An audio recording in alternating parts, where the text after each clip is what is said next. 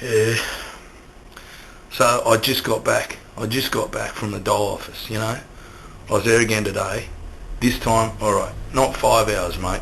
3 hours in line. 3 whole hours waiting in line to put me form in. You know, I tell you what, they don't pay me enough to stand in line for that long. I imagine that, you know. What if you were busting for a piss? What if you're a Sherlock, you know, and it's that time of the month, mate? What are you going to do then? I just, you know, I mean, it's really inconsiderate, you know, for the measly money they pay you, you know. I mean, why can't we just post it in, mate, you know? 3 hours. Try holding your breath for that long. You'd be dead, mate. I used to know a bloke that used to try to hold his breath for heaps long. Yeah, we went to his funeral. Sad day, you know, I think he must have held it for too long once. Top funeral, but, you know, his family couldn't decide whether to bury him or cremate him. So what they did, they just set fire to the coffin as they were putting it in the ground, mate. It looked awesome. We got it on video, you know, we watch it every anniversary of his death, you know. That bloke that held his breath went into the ground in flames. Fungus McFarlane, mate, top bloke.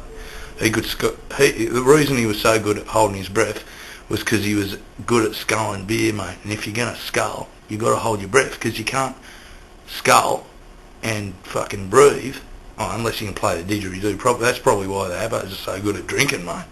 You know, fair dinkum. Anyway, so I've had a bit of a development in the work front, you know, since I spoke to you last the other day. I run into some blokes that I met on the inside. They're pretty good blokes, mate, you know, and they said they might be able to help me out, you know, with getting money, you know, a bit of gainful employment, you know, a bit of, honest work, give or take, mate, you know. I mean, give me an honest crim rather than a crooked cop any day, mate, you know, fair income. Anyway, so, you know,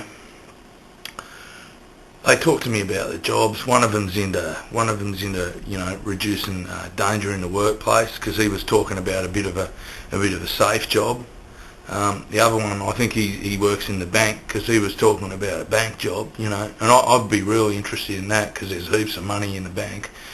And you know, yeah. So I reckon, you know, between the two of those blokes, you know, I reckon I'm going to come up trumps, mate. There's going to be food on the table for me, for Janine, for Jaden, and for Schooner the dog. There's going to be pal and chum all the way, mate.